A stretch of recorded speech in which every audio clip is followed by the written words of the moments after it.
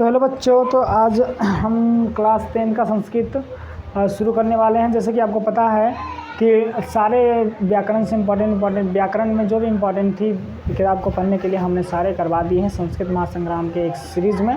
उसमें लगभग जितने भी इम्पोर्टेंट व्याकरण थी जो कि हमारे प्रयोग में आज आ सकती हैं या आती हैं, उससे हमने करवा दिया है। यदि आप वो नहीं देखें तो सबसे पहले आप वो सीरीज़ देख लें, उसके बाद ये बुक पढ़ें तो आपके लिए ज़्यादा बेटर रहेगा। वो बस 20 या 30 वीडियो हैं, 5 से 6 दिन में आपके ख़त्म हो जाएंगे, तो वो कर लीजिए। उसके बाद जब उससे इसमें आओगे तो फिर बहुत मज़ा आएगा।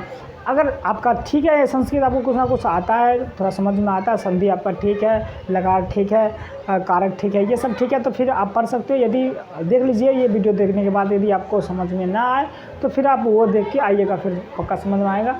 पढ़ना समझ में आ गया तो भाई ठीक ही है। चलिए चलते हैं। सबसे पहले देखिए यहाँ पे मंगलम पाठ का यहाँ पे परिचय है। ये परिचय पाठ परिचय होता है, उसमें सबसे पहले तो हमने वो लिख दिया है। और सब बहुत बच्चों को प्रॉब्लम होता है कि किताब पढ़ने नहीं आता, तो भैया आप किताब, यदि हिंदी आपको पढ़ने आता तो संस्कृत भी पढ़ने आएगा। थोड़ा सा प्रैक्टिस करिए, 2-3 दिन रीडिंग दीजिए, उसे एक एक शब्दों को अच्छी से पढ़ने की कोशिश करिए, फिर बिल्कुल आएगा। ये तो बच्चों वाली बात हुई कि किताब पढ़ने नहीं आता है। संस्कृत किताब आप पढ़ने की कोशिश नहीं करते तभी तो नहीं आता है। आप पढ़िए, आराम से आएगा। ध्यान दीजिए, सबसे पहले है मंगलम चैप्टर में कि उपनिषद। ध्यान से पहले एक बार रीडिंग दे देते हैं, उसके बाद हिंदी करने की कोशिश करेंगे। इसका क्या है? उपनिषदः वैदिक वाङ्मयस्य अन्तिमे भागे दर्शन शास्त्रस्य सिद्धान्तान् प्रकटयन्ति। सर्वत्र परम पुरुषस्य परमात्मनः महिमा प्रधानतया गीयते। तेन परमात्मना जगत व्याप्तम अनुशासितम। क्या है? व्याप्तम अनुशासितम च अस्ति। स एव सर्वेषां तपसां परम लक्ष्यम। अस्मिन् पाठे परमात्म परा उपनिषदां पद्यात्मकाः पंचमंत्रा संकलिताः सन्ति।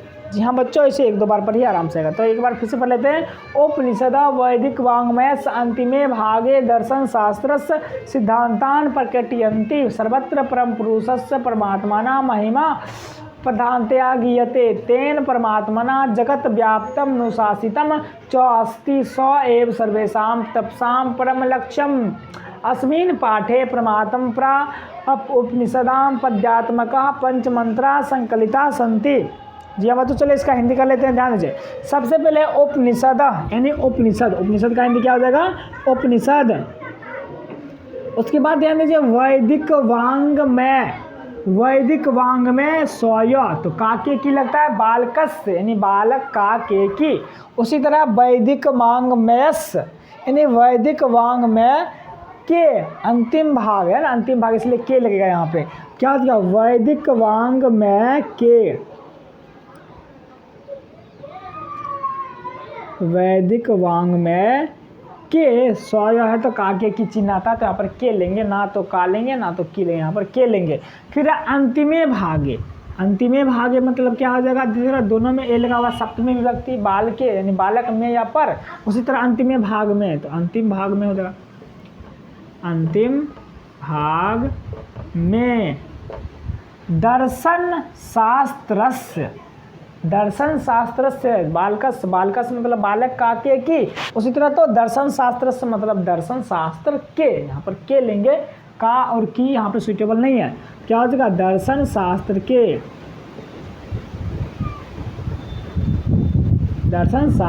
के सिद्धांतान। जिस तरह बालकान होता था उसी तरह सिद्धांत बालकान मतलब क्या होता था? बालक का रूप याद कर लीजिएगा, बालक और लता का रूप याद रहेगा तभी यहाँ पे अच्छा से समझ में आएगा।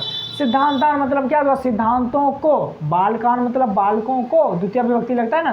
सिद्धांतान मतलब हो जाएगा सिद्धांतों को, बहुवचन में होता है इसलिए सिद्धांत का क्या होगा? सिद्धांतों को। प्रकटयन्ति मतलब प्रकट करते हैं, करता है क्यों नहीं या करती है क्यों नहीं? आगे देखो अंति लगा हुआ है ना, तीता अंति, लट लकार में तीता अंति रहता, क्या लगता है? लास्ट क्रिया। हम बताए थे कि क्रिया में क्या जोड़ते हैं हिंदी करने के लिए? ता है, ती है, ते हैं।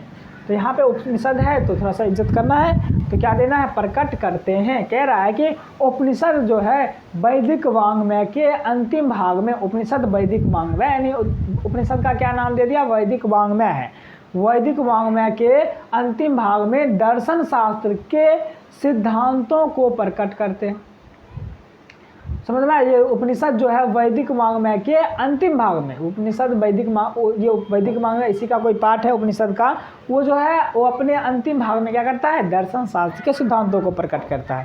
तो यहाँ पर क्वेश्चन पूछ सकता है, बताओ उपनिषद किस भाग में क्या करता है, दर्शन शास्त्र के सिद्धांतों को प्रकट करता है, तो बोलेंगे वैदिक वाङ्मय के अंतिम भाग में।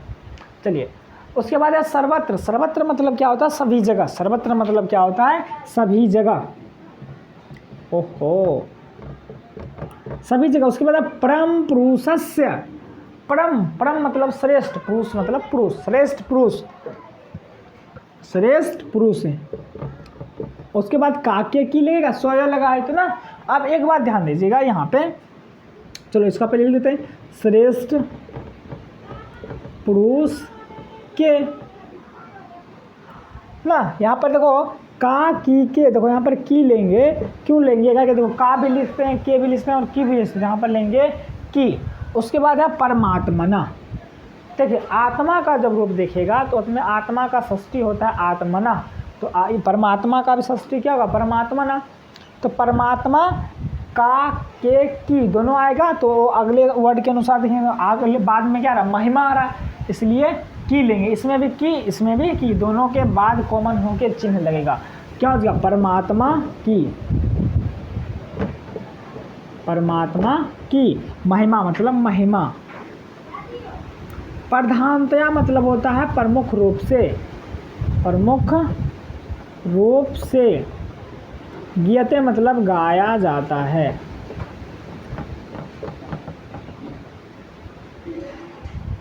कह रहा है कि सभी जगह जो है श्रेष्ठ पुरुष परमात्मा, दोनों के बाद कॉमन होके की देना है ना, ये नहीं कि श्रेष्ठ पुरुष की परमात्मा की, दोनों के बाद।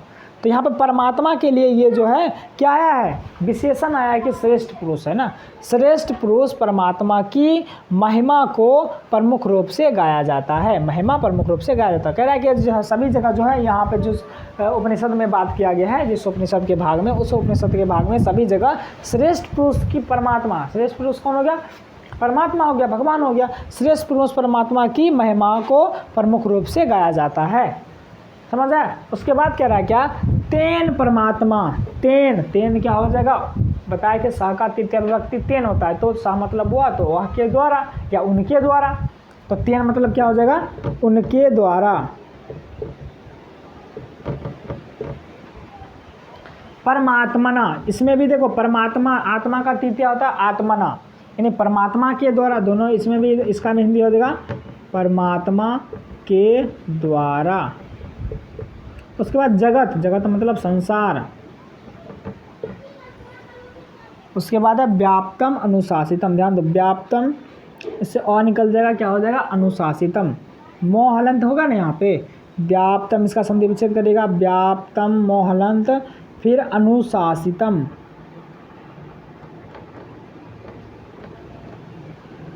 मतलब व्याप्त और अनुशासित। चौ यहाँ पे लगा हुआ है, चौ जोर अस्थि, चौ मतलब और अस्थि मतलब क्या होगा, व्याप्त और अनुशासित। कह रहा है कि उनके द्वारा है, तो दोनों में के द्वारा तो कॉमन ले लेंगे, क्या होगा, उन परमात्मा के द्वारा संसार व्याप्तम यानी व्याप्त और अनुशासितम मतलब अनुशासित अस्थि मतलब है। कह रहा उन परमात्मा के द्वारा जो है संसार जो क्या है, व्याप्त है और अनुशासित है। मतलब संसार क्यों है अभी, तो परमात्मा के कारण ही, परमात्मा के द्वारा ही। परमात्मा नहीं रहेंगे तो ये संसार नहीं रहेगा। वही कह रहा है संसार जो है परमात्मा के द्वारा व्याप्त है और अनुशासित है। मतलब ये कह सकते हैं कि भगवान जो है संसार में व्याप्त हैं और वही क्या कर रहे हैं, अनुशासित कर रहे हैं इस संसार को चला रहे हैं। और कौन सा परमात्मा, तो वही परमात्मा जो कि जिनका वर्णन किया गया है। पर बोला ना कि श्रेष्ठ पुरुष की महिमा गाया जाता है किसमें, उपनिषद में, तो उसी परमात्मा के द्वारा क्या हुआ है, ये पूरा संसार व्याप्त है और अनुशासित है। उसके बाद कह रहा है कि स्वएव, स्वएव मतलब वे, एव मतलब ही, वे ही, सर्वेशाम मतलब सबों की, सर्वेशाम मतलब सबों की, तपस्याम तपस्या, सबों की तपस्या परम लक्ष्यम, और परम परम मतलब श्रेष्ठ या लक्ष्य।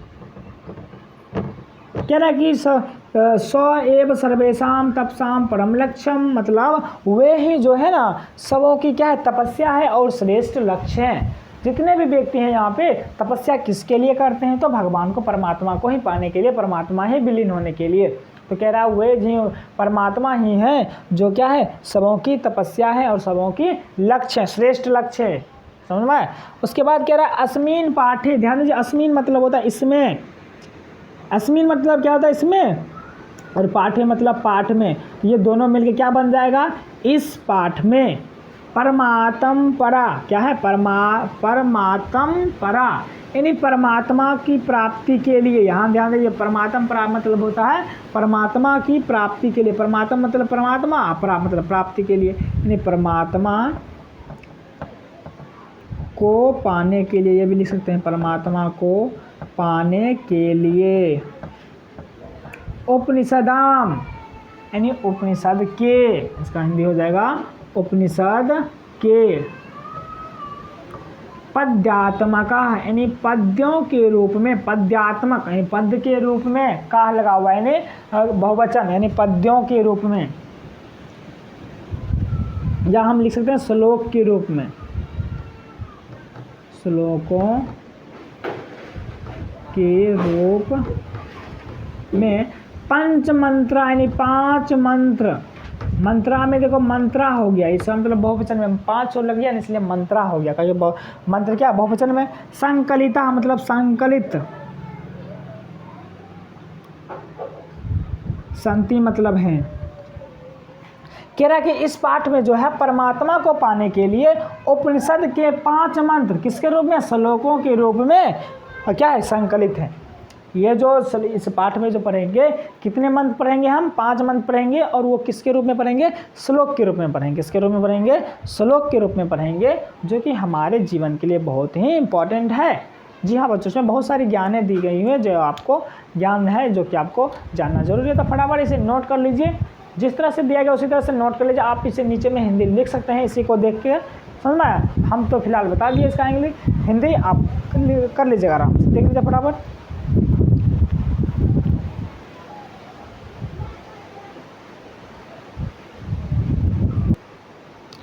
तो चलिए एक बार फिर से परिचय को थोड़ा सा देख लेते हैं। परिचय को अभी हिंदी लिखा है, उसको एक बार फिर से एकदम कर लेते हैं पूरा एकदम।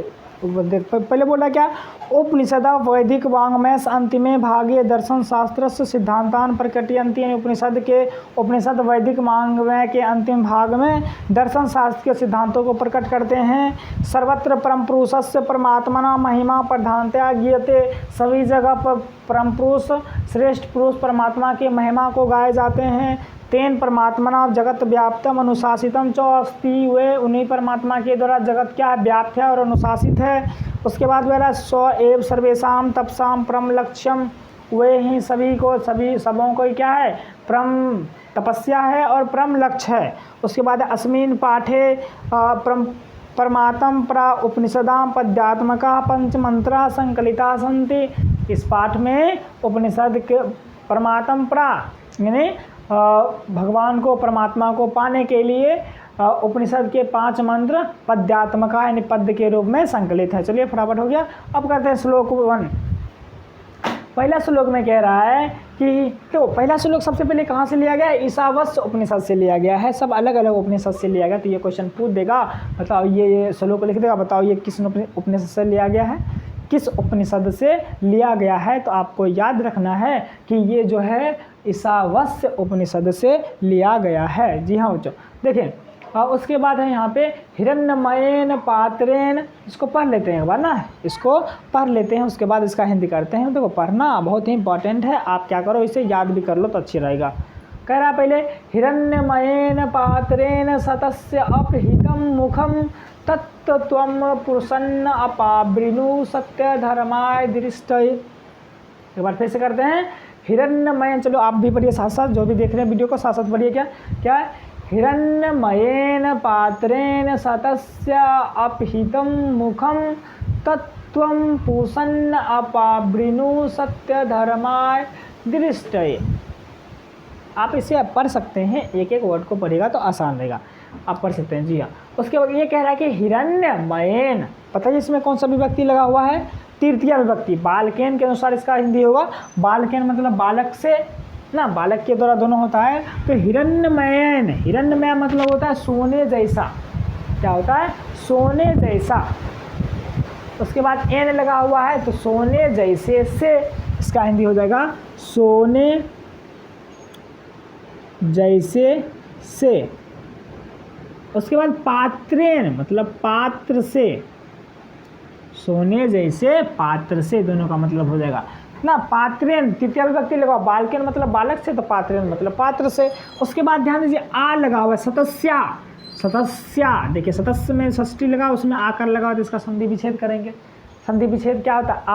आ जब तोड़ते हैं तो क्या होता है? संधि में पढ़ा है कि सबसे पहले आ को तोड़ेंगे तो पहला पार्ट में मिलेगा अ या आ, दूसरा पार्ट में भी अ या आ। तो ये पहला पार्ट में अ लेके ये बना लेगा तो य हलंत से आ निकल जाएगा तो य हलंत बनेगा।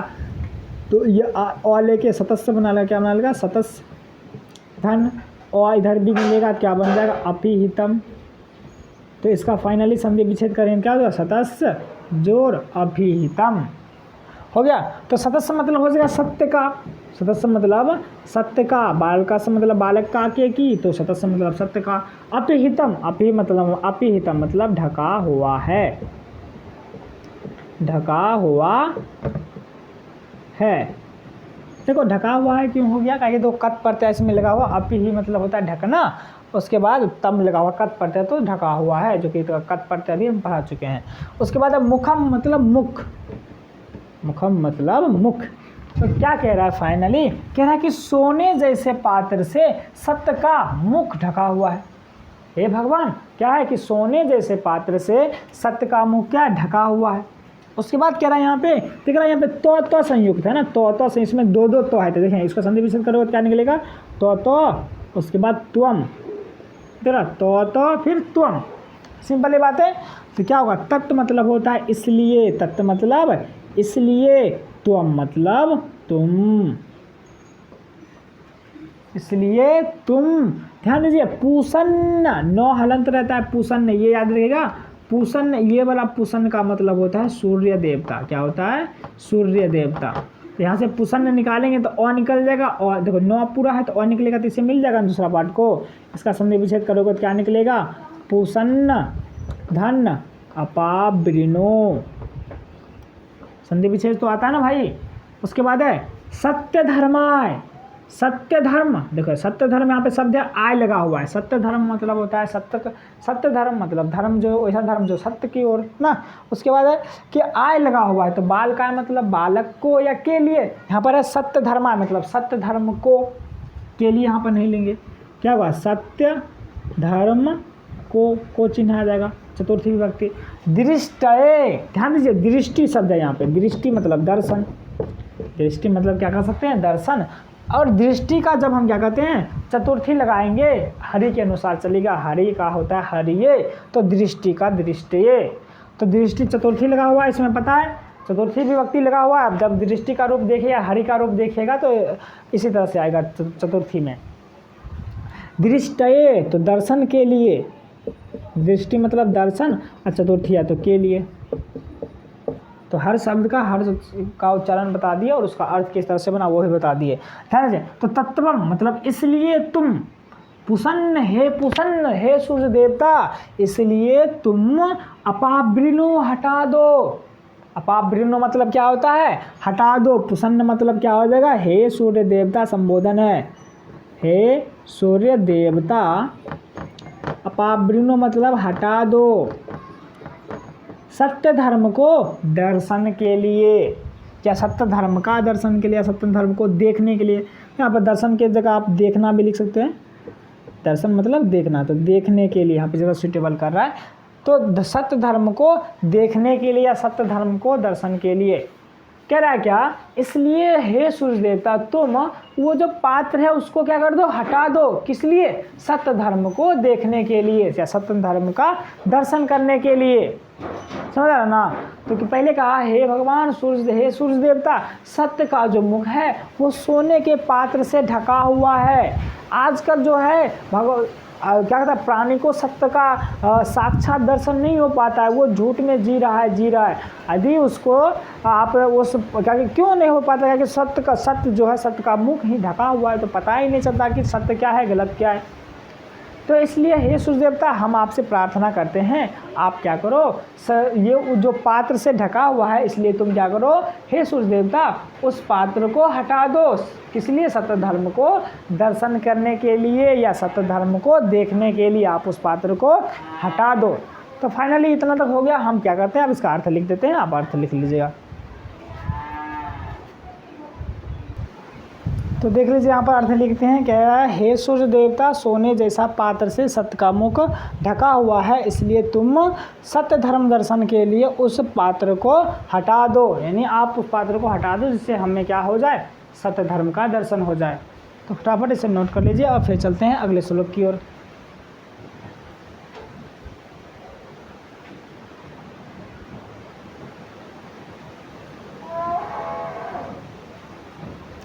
चलिए, ये दूसरा श्लोक है। ये कौन सा श्लोक है? श्लोक नंबर 2।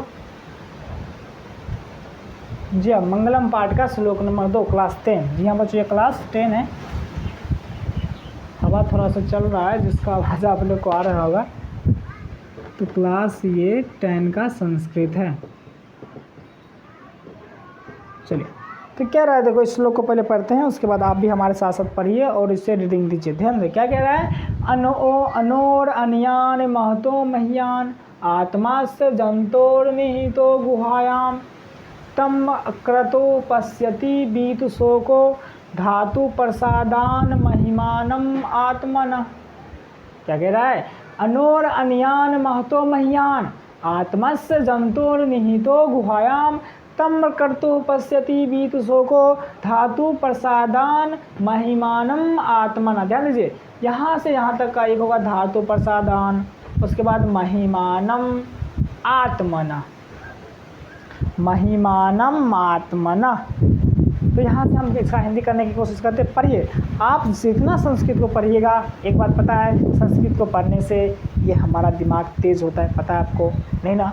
ये फैक्ट आप जाके नेट पे सर्च कीजिएगा या यूट्यूब पे सर्च कीजिएगा, आपको पता चल जाएगा कि संस्कृत जो लोग पढ़ते हैं उसका दिमाग थोड़ा सा ज़्यादा ही तेज़ होता है, जैसे कि मेरा दिमाग। चलिए, सही बात है, ये बात सही है, मजाक नहीं है। ध्यान दीजिए, पहले कह रहा है कि अनोर अनयान। ध्यान दीजिए, एक जब हम संधि पढ़ा रहे थे तो आपको बताए थे कि रॉ हलंत जो है वो विसर्ग में बदल जाता है। रॉ हलंत किस में बदलता है? विसर्ग में। यहाँ पे दिख रहे, कहीं पे रॉ हलंत दिख रहा है? हाँ, यहाँ पे दिख रहा है रॉ हलंत। यहाँ से संधि करेंगे, संधि विच्छेद करेंगे। यहाँ पे रॉ हलंत न बनना था, यहाँ पे रॉ बना हुआ है, तो यहाँ क्या करेंगे, इसमें अ है एक्स्ट्रा, तो अ आगे वाले को दे देंगे। तो अ आगे वाले यहाँ से यहाँ तक बना लेगा अनियान। क्या बना लेगा? अनियान। और रॉ हलंत जो बचेगा इसमें किस में बदल जाएगा? विसर्ग में। तो ये हो जाएगा अनो। संधि विच्छेद बहुत इंपॉर्टेंट है, थोड़ा सा ध्यान दीजिए आप लोग। अनो अनियान, उसके बाद है महतो महियान, फिर है आत्मस्य जन। यहाँ देखिए, फिर रॉ हलंत की बात आई, यहाँ पे जंतोड़, ऊपर में रॉ हलंत है ना, तो रॉ हलंत किस में बदलेगा? विसर्ग। ये रॉ हलंत कहाँ पे है? ये पीछे में है, यहाँ पे रॉ हलंत ही है, इसमें अ या कुछ एक्स्ट्रा नहीं है, तो ये निहितो अलग बना लेगा सिर्फ। ये दूसरा पार्ट क्या बनाएगा? निहितो। और ये रॉ हलंत यहाँ पर आएगा तो ये विसर्ग में बदल जाएगा, तो ये हो जाएगा जंतो। जंतो। उसके बाद गुहायाम, जिस तरह लतायाम मतलब लता में, गुहायाम मतलब गुहा में, या इसे हम कह सकते हैं कि हृदय में। क्या कह सकते हैं? हृदय में। उसके बाद है, ध्यान दीजिए, तम अक्रतु। यहाँ पे मौ पूरा है, इसको हलंत करेंगे तो मोहलंत, तम, इससे अ निकल जाएगा, अ बनेगा अक्रतु। पश्यति बीच को हो गया। अब इसका संधि विच्छेद करते धातु प्रसादान। देखिए, दो को पंचम वर्ण आ रहा है, नो और मो दोनों पंचम वर्ण आ रहा है, तो ऐसी स्थिति में पहली वाली पंचम वर्ण किस में बदल जाता है? अपने ही वर्ग के प्रथम वर्ण में। ये भी करा चुके हैं संधि में, बिल्कुल ध्यान दीजिए। ये जो नो है अपना ही पहले वर्ण में परिवर्तित हो जाएगा, तो इसका नो का पहला वर्ण क्या है? तो है। ये क्या बन जाएगा? धातु प्रसादात। उसके बाद वो अलग हो जाएगा। उसके बाद फिर देखिए महिमानम, ये क्या बन जाएगा? महिमानम, ये मोहलंत। इसमें आ बच गया ना, ये बन गया आत्मना। महिमानम, मो आकर था, मो हलंत लेके आ को सिर्फ निकाल दिए, महिमानम आत्मना। तो ध्यान दीजिए यहाँ पे क्या है, 1 मिनट, फिर आप इसका संधि विच्छेद जो है पहले वो उतार लीजिए, फिर बताते हैं यहाँ पे।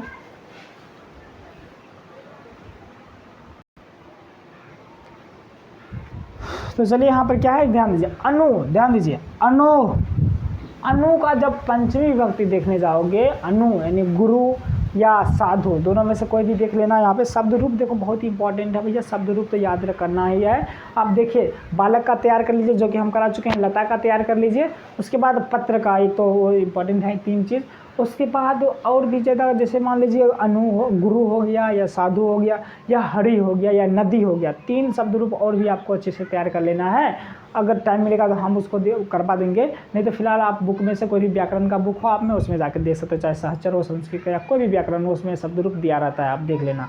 तो यहाँ पे संस्कृत का व्याकरण, ये ना जो हिंदी के व्याकरण में खोजते रहना भाई तो ये बात याद रखना। चलिए उसके बाद अनु, अनु का सब पंचमी क्या होता है, अनु हो जाएगा, षष्ठी भी अनु होता है, लेकिन यहाँ पर पंचमी का अर्थ लेंगे यानी से। तो अनु से, अनु मतलब सूक्ष्म, अनु मतलब सूक्ष्म, यहाँ पर सूक्ष्म ले सकते हैं, तो सूक्ष्म से, इसका हिंदी क्या हो जाएगा, सूक्ष्म से। अन्यान मतलब सूक्ष्म, अन्यान मतलब क्या हो जाएगा, सूक्ष्म। यान लग गया मतलब क्या, एक तरह का तुलना करें ना, अनु से, सूक्ष्म से, सूक्ष्म, यहाँ पर तुलनात्मक शब्द आ गया, इसलिए अन्यान हो गया। तो अन्यान का अर्थ होता है सूक्ष्म। उसके बाद महतो, महतो मतलब महान यानी बड़ा, महतो मतलब महान यानी बड़ा, तो यहाँ पर हिंदी हो जाएगा बड़ा से, बड़ा से। महियान मतलब बड़ा, सूक्ष्म से सूक्ष्म और बड़ा से बड़ा।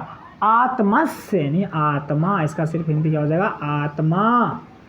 जंतो, फिर आप देखिए जिस तरह अनु होता था उसी तरह जंतो है, तो बोले थे पंचमी और षष्ठी दोनों में जंतो ही होगा इसका। तो यहाँ पर पंचमी का अर्थ नहीं आएगा, षष्ठी का अर्थ आएगा का, के, की।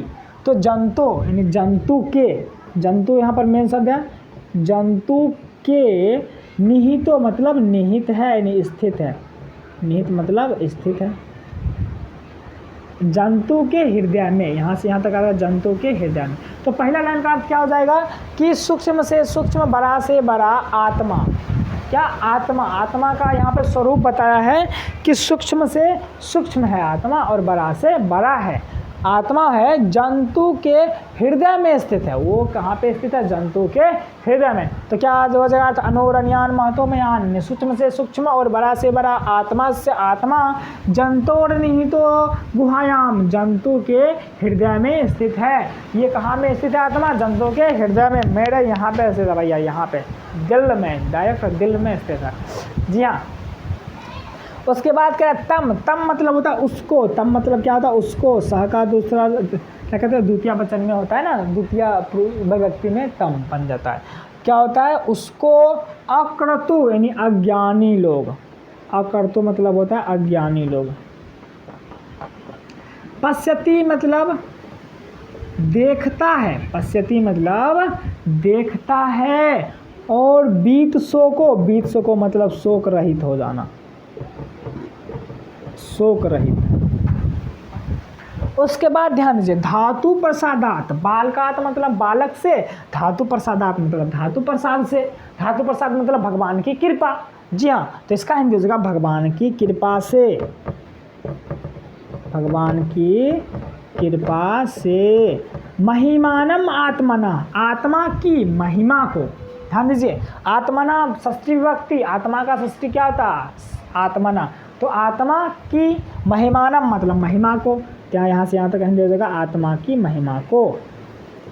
चलो आत्मा की लिख देते हैं यहाँ पे, आत्मा की, और यहाँ पे महिमानम मतलब महिमा को।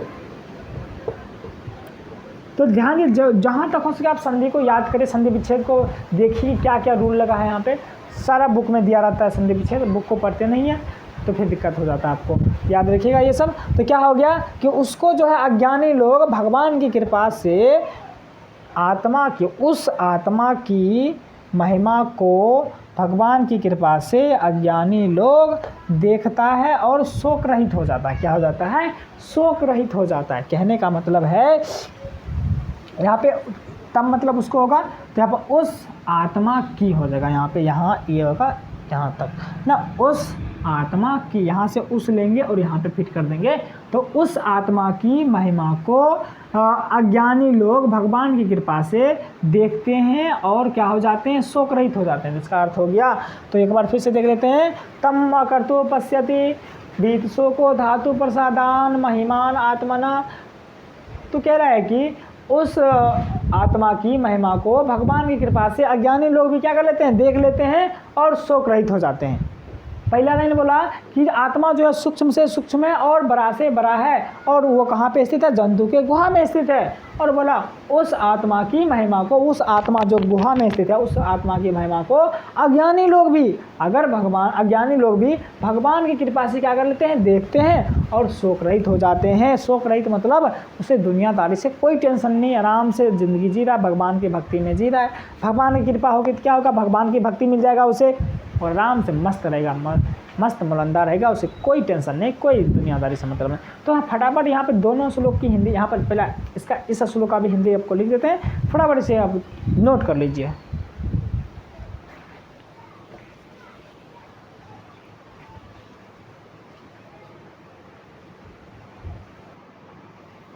एक बात बताना भूल गए कि ये जो दूसरा श्लोक है, श्लोक नंबर 2 है, वो कठोपनिषद से लिया गया है। जी हाँ, पहला श्लोक ईशावास्योपनिषद से, दूसरा श्लोक कठोपनिषद से। ये भी बहुत इंपॉर्टेंट है कि जितना भी श्लोक है वो पता रहना चाहिए। उसके ब्रैकेट में बगल में लिखा रहता है ना किस उपनिषद से लिखा है। जैसे यहाँ पे बुक है मेरे पास, यहाँ पे जो बुक है दिख रहा होगा आपको, ये जो बगल में ईशावास्य दिख रहा है, क्या देख लेते हैं एक बार।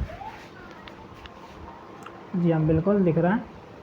ये बगल में जो ईशावास्य, यहाँ पे देख लीजिए ईशावास्य लिखा हुआ है, यहाँ पे भी, यहाँ पर भी जो ब्रैकेट में लिखा हुआ सारा दिया हुआ है। चलिए, तो बगल में जो रहता है वो लिखा रहता है। जी हाँ, तो फटाफट आप देख लीजिए क्या लिखा हुआ। सूक्ष्म से सूक्ष्म और बड़ा से बड़ा आत्मा जंतु के हृदय में स्थित होता है और अज्ञानी लोग भी उस आत्मा की महिमा को भगवान की कृपा से देखते हैं और शोक रहित हो जाते हैं।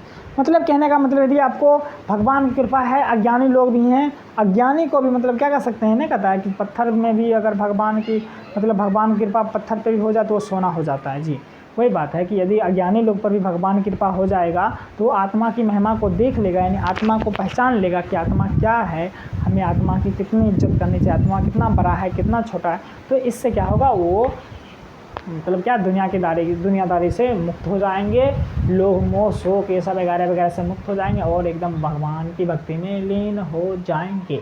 जी हाँ, तो बस इतना ही इस वीडियो में। फिर आगे 4 श्लोक बचे हैं ना, 4 ना 3 ही बचे हैं ना, 2 हो चुका है, 3 बचे हैं। जी हाँ, 3 श्लोक बचे हैं जो कि हम अगले वीडियो में बढ़िया से करेंगे। तो फिलहाल जो हम आपसे यही अनुरोध करें, आसपास के जितने भी बच्चे हैं 10th में पढ़ रहे हैं उसे संस्कृत पढ़ना है। इसे यदि फ्री में, वो भी फ्री ऑफ कॉस्ट सारा कराएंगे यहाँ पे। क्या आपको यहाँ ये संस्कृत मतलब जितना करा देंगे यहाँ पे, उसके अलावा कहीं भटकने की ज़रूरत नहीं है। संस्कृत की फुल गारंटी लेते हैं हम। संस्कृत में चाहे ऑब्जेक्टिव क्वेश्चन हो, सब्जेक्टिव क्वेश्चन हो, वगैरह फलाना ठिकाना जितना भी है सारा कुछ यहाँ पर हो जाएगा। आप चिंता नहीं करने का, बस सिर्फ आपको सेल्फ स्टडी करने का, और संस्कृत की जिम्मेवारी मेरी और आपसे जो यहाँ पे कराया जाता है उसे देखें। तो आसपास जितने भी बच्चे हैं यदि संस्कृत पढ़ना चाहते हैं, चाहे क्लास 10th के हो और 9th के भी इसके बाद चालू होगा 1-2 महीने के बाद, उससे भी पहले हमारे चैनल के बारे में सजेस्ट करिए। हमारा चैनल का नाम क्या है बताइए, रोशन ऑनलाइन स्टडी सेंटर। जी हाँ, आप यूट्यूब पर सर्च करेगा रोशन ऑनलाइन स्टडी सेंटर तो आ जाएगा। जी हाँ, तो फिलहाल आप इतना ही, चलते हैं फिर, बाय।